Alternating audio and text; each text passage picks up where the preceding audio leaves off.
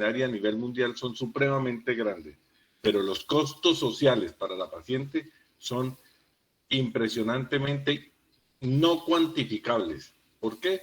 Porque cada mujer con incontinencia urinaria es un mundo diferente.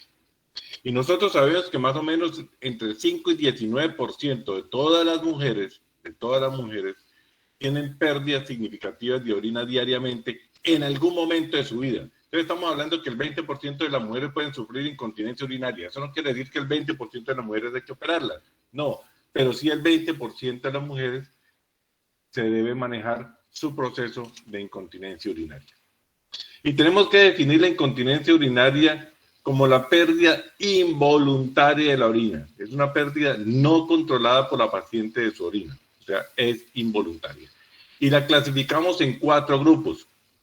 El primer grupo, la incontinencia urinaria de esfuerzo. El segundo grupo, la incontinencia urinaria de urgencia.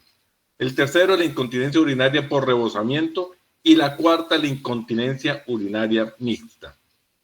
Apréndanse estos 4 componentes, porque aquí está el éxito de la consulta externa que ustedes van a hacer para incontinencia urinaria. Y cada uno tiene una causa diferente. Entonces, si nosotros en consulta analizamos las causas, muy seguramente vamos a encontrar cuál es el problema de lo que está sucediendo y su corrección a futuro. Factores de riesgo. Nosotros sabemos que la obesidad aumenta 3 veces el factor de riesgo para incontinencia urinaria. Es más, muchachos, cuando ustedes aborden una paciente quirúrgica de incontinencia, cuando ustedes vayan a operar una paciente, cuando ustedes reciban a una paciente ya en el posoperatorio de incontinencia urinaria, ustedes le tienen que advertir, señora, si usted no maneja su peso, muy seguramente no vamos a lograr el éxito de la cirugía. Para corrección de incontinencia urinaria hay muchas técnicas quirúrgicas. Y cuando hay muchas técnicas quirúrgicas, quiere decir que ninguna es perfecta. Entonces, si nosotros le aumentamos factor de riesgo de reproducción de esa incontinencia urinaria, el resultado no va a ser el mismo. Nosotros sabemos que a mayor cantidad de partos, mayor probabilidad de incontinencia urinaria, por relajación de la musculatura y las fascias y los ligamentos que sostienen las estructuras pélvicas, sobre todo de la uretra. Y más cuando esos partos son traumáticos, y más cuando esos niños son macrosómicos y tienen parto vaginal, y más cuando esos partos son instrumentados. Entonces son factores de riesgo que ustedes tienen que analizar muy bien en ese sentido. El tipo de parto, si fue un parto laborioso, si fue un trabajo de parto prolongado, si fue instrumentado. Esos son datos importantísimos que ustedes tienen que adquirir en la consulta externa. Antecedentes familiares. ¿Por qué razón? Porque los elementos de sostén, incluyendo el colágeno, deben tener una calidad. Y a veces en forma hereditaria y en forma familiar la calidad de estos elementos de sostén no son las mejores. La calidad del colágeno no es el mejor. Entonces se puede ver en grupos familiares que varios miembros sufren de este tipo de patología como es la incontinencia urinaria. Y eso es muy frecuente que ustedes lo analicen. Pregunten en la consulta, señora, ¿alguien en su familia sufre de incontinencia urinaria? Y van a encontrar la respuesta a lo que les estoy diciendo. Ustedes saben que la raza negra tiene tejidos mucho más fuertes, entonces la raza negra tiene menos probabilidades de hacer incontinencia urinaria. Cuando ustedes ven una pelea de boxeo, ustedes saben que el morenito va a tener mucha más fuerza que el blanco tiene que esforzarse mucho más. Entonces, ¿por qué? Porque los elementos de la raza negra de sostén son de mejor calidad.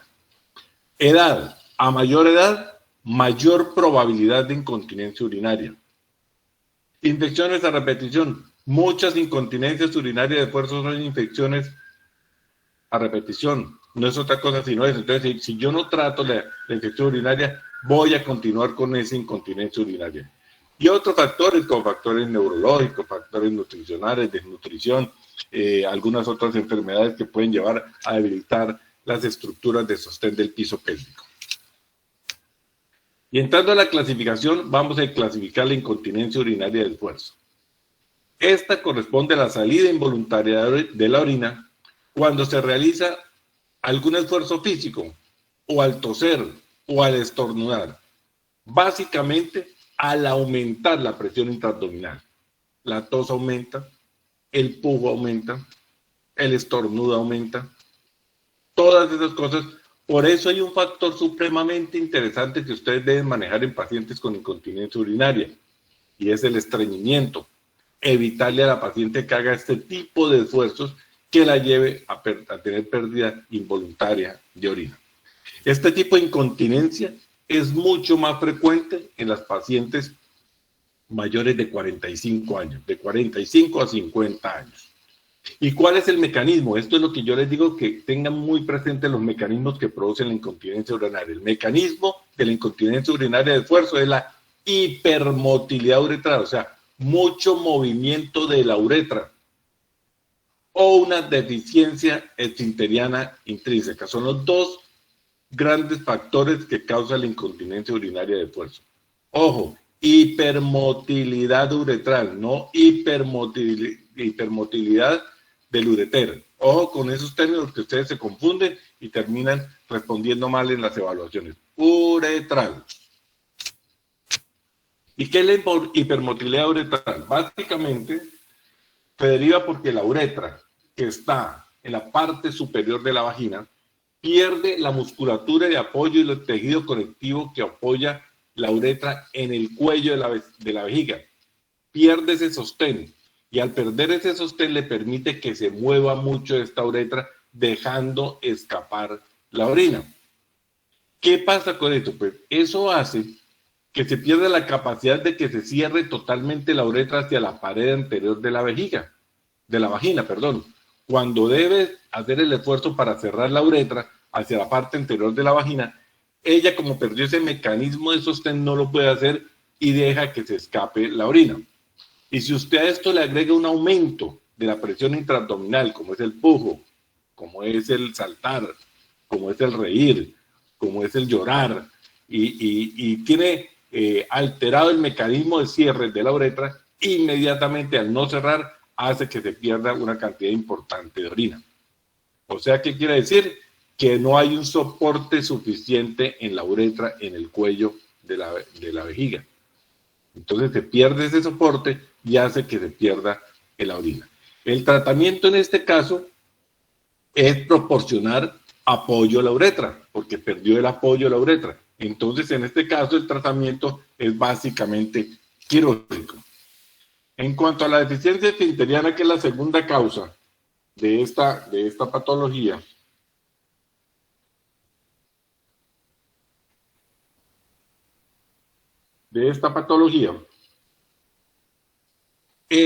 consiste en que la uretra pierde tono, y al perder tono no le permite cerrar en el momento indicado.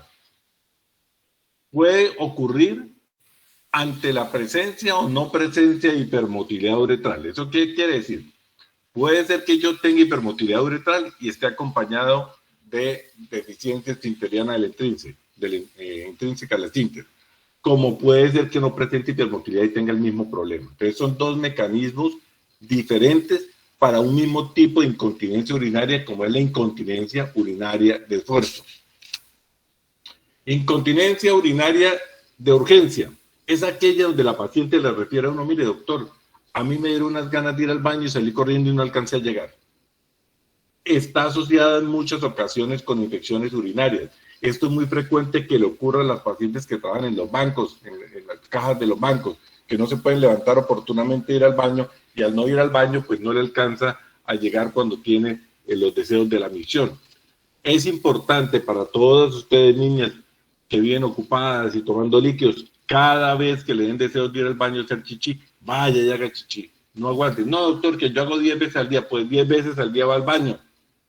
Pero no hagan como las monjas, que las monjas, con tal de no levantarse el hábito, se aguantan y se aguantan hasta que presentan incontinencia urinaria. ¿Ok?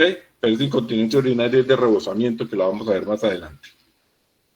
¿Cuál es el mecanismo de incontinencia urinaria de urgencia? La hiperactividad del detrusor, o sea, la hipercontractividad del detrusor. El detrusor se contrae en forma involuntaria y hace que pierda orina. Y tenemos que buscar la causa. Entonces, ustedes entenderán que en este momento el problema de incontinencia de urgencia no es de sostén de uretra, sino de contracción del detrusor. Ante eso, ¿qué tenemos que hacer? Inhibir esa contracción del detrusor. Entonces el tratamiento no es quirúrgico, el tratamiento es médico.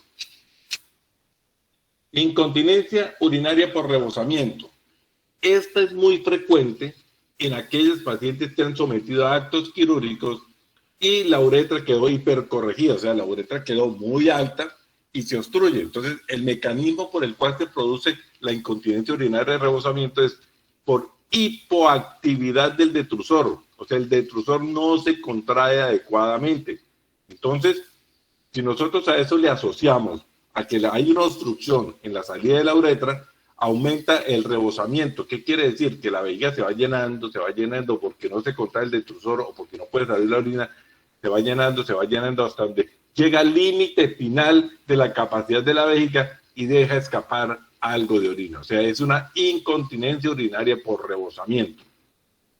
Cuando nosotros tenemos un postoperatorio de una corrección de incontinencia urinaria y hace incontinencia por rebosamiento, hay que tranquilizar a las personas. Esa incontinencia a veces es por hipercorrección del sitio de posición de la uretra, pero eso con los días va mejorando y va a desaparecer el síntoma. Pero fíjate que son tres diferentes. La primera es por hipermotilidad de la uretra y por deficiencia del esfínter. La segunda por hiperactividad del detrusor, o sea, urgencia. Y esta es por hipoactividad del detrusor. Y la mixta, que es la asociación entre urgencia y esfuerzo. Entonces ahí tenemos que saber cuál está primando en la incontinencia urinaria para ver si requiere tratamiento médico, tratamiento quirúrgico o la mezcla de los dos. El diagnóstico es muy fácil. Eso es historia clínica. Eso es hacer muy buena historia clínica, preguntar qué está pasando, hacer un buen examen físico. Entonces, valore la paciente con incontinencia urinaria en forma detallada, teniendo en cuenta lo que acabamos de hablar. Identifique los factores de riesgo. Identifique que no hay un trastorno neurológico, una malignidad que nos lleva a presentar incontinencia urinaria. El examen físico debe ser muy completo, incluyendo ver la hipermotilidad de la uretra. Y eso logramos verlo con el examen físico. Nosotros, ¿qué tenemos que hacer? Identificar que no haya ningún tipo de prolaxo, porque al haber algún tipo de prolaxo asociado a la hipermotilidad de la uretra, pues aumenta el problema de la incontinencia urinaria. Entonces repasamos. Esfuerzo, sabemos que es hipermotilidad de la uretra y además deficiencia del esfínter. De urgencia, hiperactividad del detrusor. Y rebosamiento, hipoactividad del detrusor o la obstrucción de la salida de la orina por la uretra. Entonces, el esfuerzo se representa ante las maniobras de Valsalva. La urgencia es aquella paciente que no alcanza a llegar al baño. Y el rebosamiento, aquella paciente que no orina y llega un momento donde deja escapar algunas gotas de orina por rebosamiento de la vejiga. Existen varias pruebas diagnósticas disponibles para valorar el síntoma que presenta la paciente. Registre la micción. ¿Cómo es la micción de la paciente?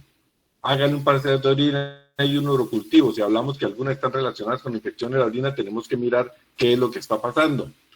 Haga pruebas urinarias de esfuerzo al toser, en la camilla, señora, tose. La paciente cuando viene a consulta de incontinencia no la ponga a orinar antes de la consulta. Déjela con la vejiga llena para hacer las pruebas de toser. Si no se logra acostadita, se puede parar la paciente y la ponen a toser. Hágale estudios de urodinamia y hágale cistometría de llenado. Estas son pruebas supremamente importantes para que ustedes identifiquen si existe una incontinencia urinaria. Además, mire si hay prolaxos o no hay prolaxos. Esta es la famosísima prueba de Cutis que muchos han visto en consulta externa, que es introducir un hisopo por la uretra hasta llegar a la uretra media y ponerle a hacer maniobras de Valsalva. Ahí ven cómo hay movimiento.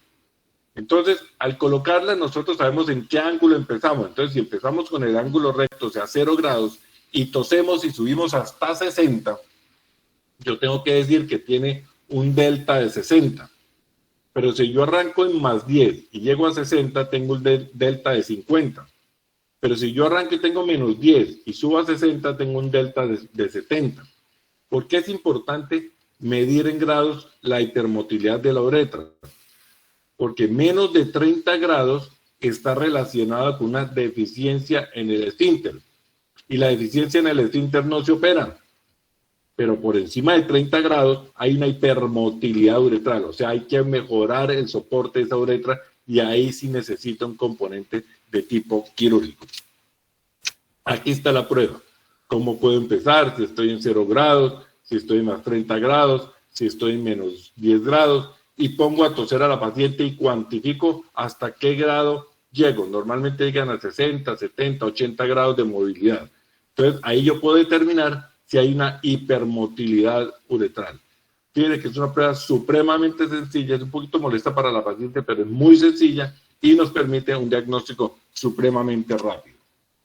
Los tratamientos pueden ser tratamientos conservadores, tratamientos que pueden ser con ejercicios, pueden ser tratamientos farmacológicos o pueden ser tratamientos quirúrgicos. Cualquier tipo de tratamiento podemos tener.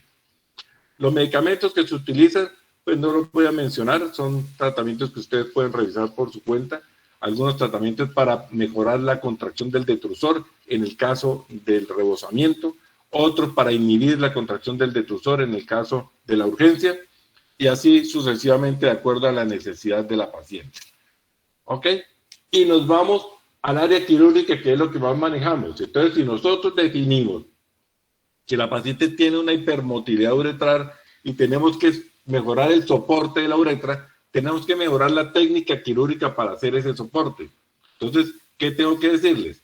Que nosotros tenemos que buscar la técnica más adecuada para la paciente y que se ajuste a sus necesidades. Cuando hay muchas técnicas quirúrgicas es porque ninguna es perfecta. Regálame un segundito, por favor. Nosotros estamos utilizando en este momento una cinta que algunos pueden haber visto. Vean un segundito, una llamadita, un minutico. En colocar en la uretra media una cinta por debajo que sostenga la uretra, ¿sí? Esa cinta, los urólogos la hacen retropúbica y nosotros la hacemos a través del obturador, transobturador. Entra por el obturador, entra por debajo de la uretra media y se sostiene, pero debe ser una cinta libre de tensión. Lo que busca es sostener la uretra para que cuando tosa no baja. Tiene una efectividad más o menos del 80%. Todas tienen una efectividad no al tope, pero sí es importante el 80%. Un 20% puede hacer una recidiva incontinencia con el tiempo. La otra técnica, que es la que antes utilizábamos, que es la cisto-uretropexia retropúbica tipo Burch, tiene una recidiva a 5 años del 50%. Entonces, eso es importante que ustedes lo conozcan. Puede haber retención urinaria, puede haber perforación vesical, puede haber hematomas, ¿ok? Con esta técnica, porque van a ver la técnica, pero ya uno con el tiempo, que ha tenido mucha experiencia en hacer este tipo de cirugía, pues minimiza las posibles complicaciones que puede presentar la paciente. Es un abordaje transobturador, entra por el obturador, la cinta, la sostiene sobre la uretra y esta le da un sostén más o menos importante. Algunos estudios demuestran que puede tener una efectividad hasta del 98%, pienso que son generosos, otros el 86%, pero mejor quedémonos con ese 80% de buen resultado de este tipo de técnica. ¿Por qué? Porque esta es la verdadera técnica que le da soporte a la uretra por la parte inferior. La otra es la uretropexia retropúbica tipo Burch, que es colocar unos puntos por vía abdominal, sin entrar a cavidad abdominal, sin entrar al espacio prevesical de Rexus, colocar unos puntos en la uretra y sostenerlas al ligamento de Cooper. Al sostenerla al ligamento de Cooper, le da aumento y ascenso a la uretra y esto mejora la incontinencia urinaria. Algunos autores dicen que tiene una efectividad del 70%, pero nosotros sabemos que tiene una efectividad más o menos del 50% a los 5 años. Si ustedes se dan cuenta y ven la gráfica, esta técnica no pasa haciendo un sostén por debajo de la uretra, sino lo hace para uretral y los fija el ligamento de Cooper, no pasa por debajo de la uretra, por eso la efectividad no es tan buena como la cinta de TVT. Hay otras técnicas que es inyectar algunas sustancias como el bulking en la uretra, que la cierra un poquitico, pero estas sustancias se reabsorben solas y al reabsorberse solas, pues obviamente después con el tiempo pierde la eficacia. Eso se repite cada más o menos 4 o 6 meses, es algo costosa porque cada inyección de esa puede durar, puede valer 4,5 millones de pesos, pues viene a ser bastante costosa. Entra por la uretra y hace ese bulking a nivel de la uretra, ¿ok? Un segundito, por favor.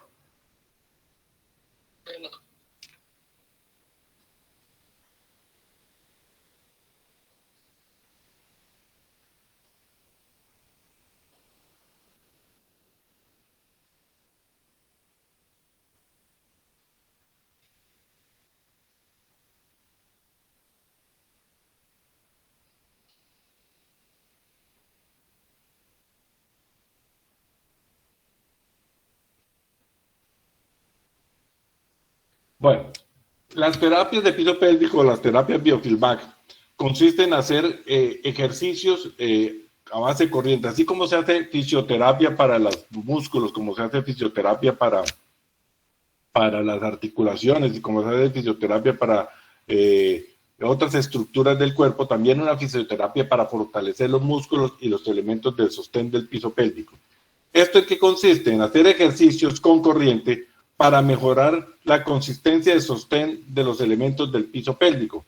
¿Esto qué es lo que logra obtener? Esto lo que logra obtener es mejorar esa posibilidad de que las estructuras vuelvan a tomar otra vez tono y fuerza para sostener sobre todo la uretra y evitarle la hipermotilidad uretral. Entonces, son ejercicios que yo he visto que dan muy buen resultado. Estos ejercicios yo los hago antes de una cirugía para cuantificar si realmente necesita la cirugía, y los hago después de la cirugía para fortalecer el resultado del procedimiento quirúrgico. Entonces, es importante, son 10 sesiones que se piden inicialmente, se llaman terapias biofeedback y dan muy buenos resultados para el tratamiento de la paciente. Los famosos ejercicios de Kegel, que consiste en hacer contracciones de los músculos de la pelvis por 5 segundos y descansar 10 segundos en ciclos de 10 veces, y eso lo puede repetir 3 o 4 veces al día. O sea, hace ejercicios de Kegel, contrae los músculos, lo mantiene un tiempo, después lo relaja y así sucesivamente se hacen varios ciclos durante 3 o 4 veces al día. Aquí vamos a ver la técnica del TBT para que vean cómo se pasa una cinta que sostiene la uretra por la parte inferior.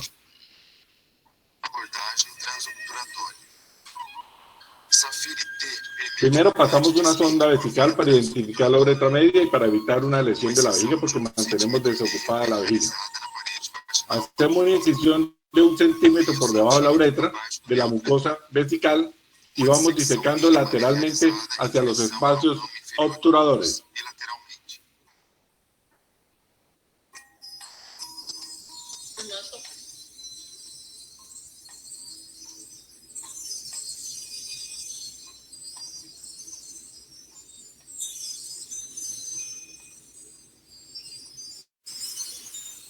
Pequenas punções são realizadas na prega gênito-femoral, na altura do clítoris.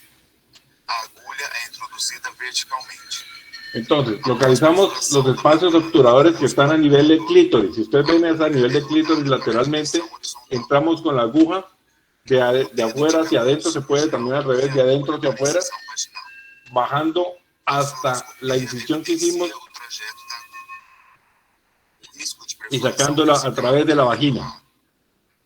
Cistoscopia não é necessária na abordagem transobturatória. Ahí sale la aguja. A extremidade da fita é conectada à ponta da agulha. Engancho la cinta. A haste é conduzida por movimento retrógrado da agulha para a incisão lateral.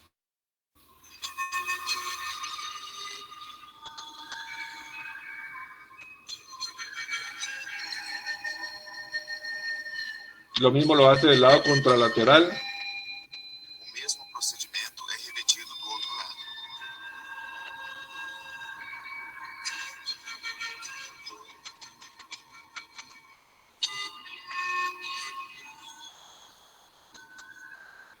O ajuste Tiene que estar libre de tensión. Libre de tensión la cinta. Entre a malha e a uretra. As hastes são tracionadas e seus excessos Se corta. Ahí no hay que colocar puntos, ella se sostiene solita y se cierra la mucosa vesical. Aquí ya en 3D para que vean cómo es que se realiza el procedimiento.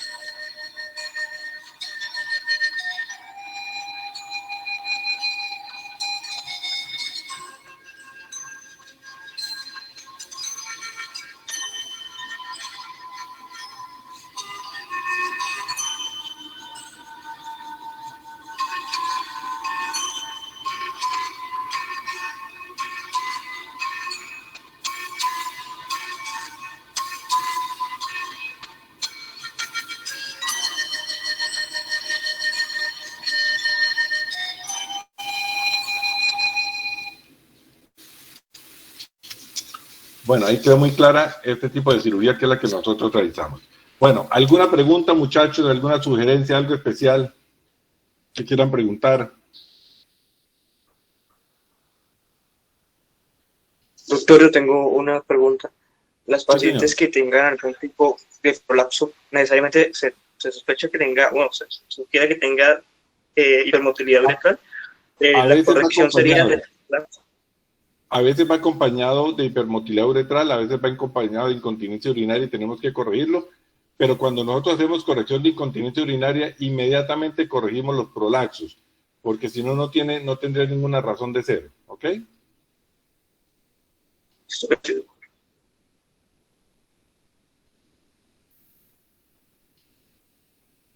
¿Alguna otra pregunta?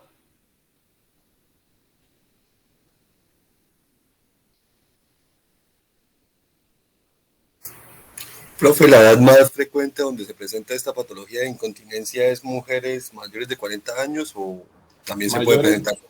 yo diría que más de 60 años, es más frecuente porque con el tiempo se va perdiendo más el mecanismo de sostén, ¿ok?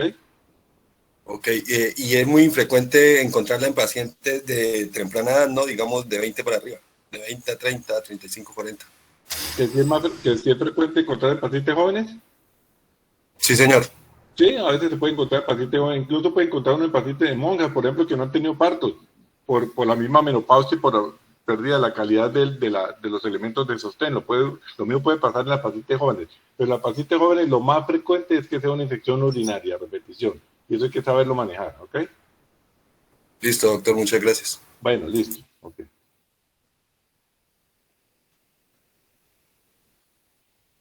¿Alguna otra pregunta?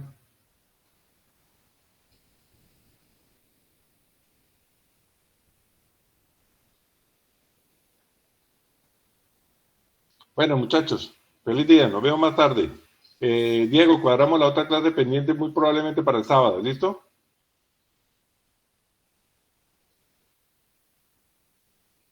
Diego.